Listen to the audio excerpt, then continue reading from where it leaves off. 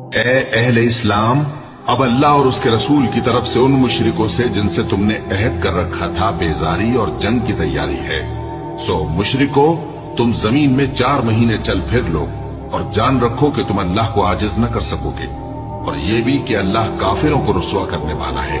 اور حج اکبر کے دن اللہ اور اس کے رسول کی طرف سے لوگوں کو آگاہ کیا جاتا ہے کہ اللہ مشرکوں سے بیزار ہے اور اس کا رسول بھی۔ اب اگر تم توبہ کر لو تو تمہارے حق میں بہتر ہے، اور اگر نہ مانو تو جان رکھو کہ تم اللہ کو ہرا نہیں سکو گے۔ اور اے پیغمبر، کافروں کو دکھ دینے والے عذاب کی خبر سنا دو۔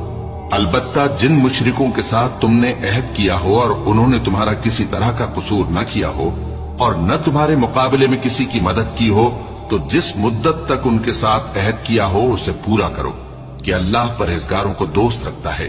بس جب عزت کے مہینے گزر جائیں تو مشرکوں کو جہاں پاؤ قتل کر دو، اور ان کو پکڑ لو اور گھیر لو، اور ہر گھات کی جگہ ان کی طاق میں بیٹھے رہو۔